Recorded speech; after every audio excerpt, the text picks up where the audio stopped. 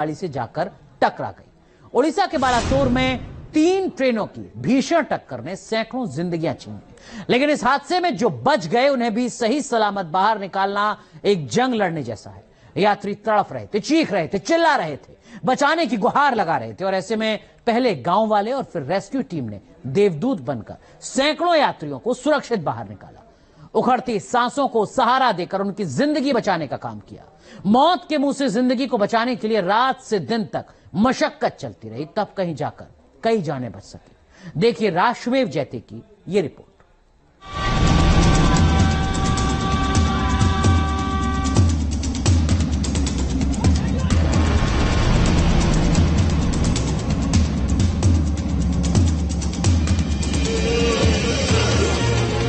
हम लोग ट्रेन में अभी चल रहा था ट्रेन, उसके बाद पटरी से डायरेक्ट उतर के उसके बाद कुछ दूर लेके गया, उसके बाद बोगी पलटी मार दी।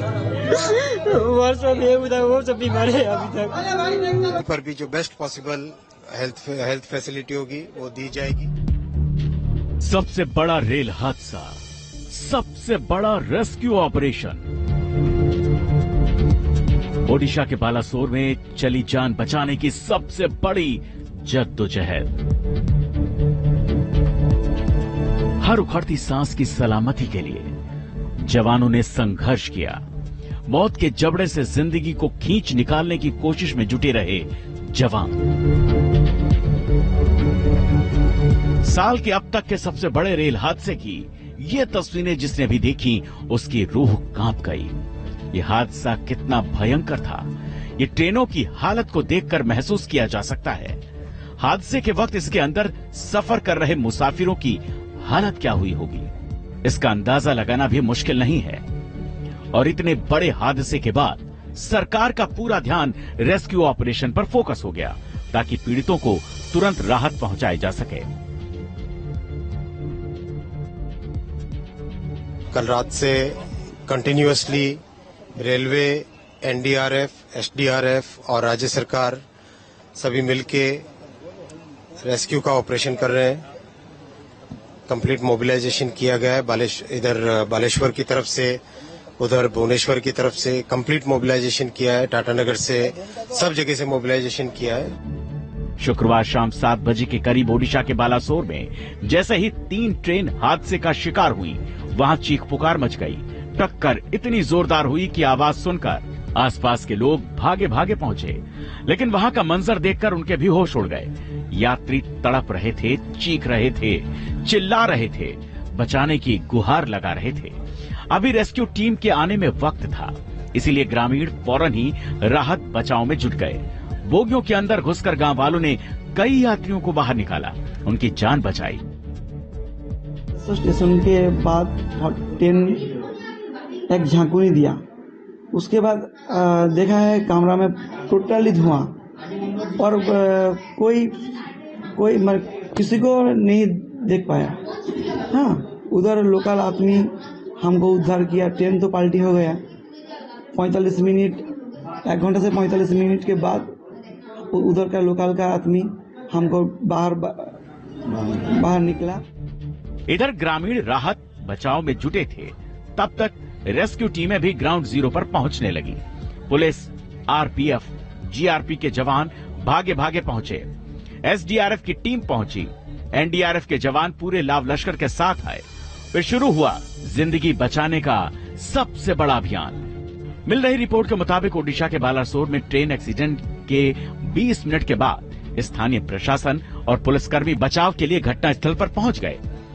वहीं करीब 1.25 घंटे के अंदर एनडीआरएफ की 9 टीमें और 900 जवान रेस्क्यू ऑपरेशन में जुट गए। उसके बाद आर्मी ने भी देर रात से मोर्चा संभाल लिया, जबकि सुबह से एयरफोर्स की टीम को रेस्क्यू ऑपरेशन में लगाया गया।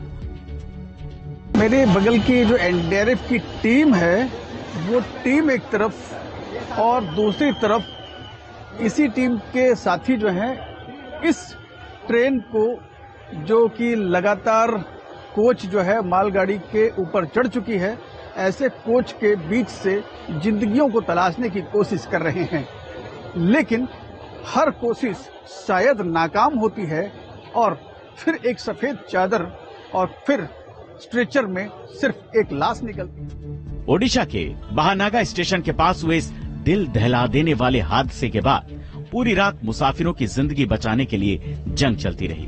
ट्रेन हादसे के बाद हर एक जान बचाने के लिए जवान जी जान से जुटे रहे। मकसद सिर्फ इतना था कि एक भी जिंदगी बचाने में एक पल की देरी न हो।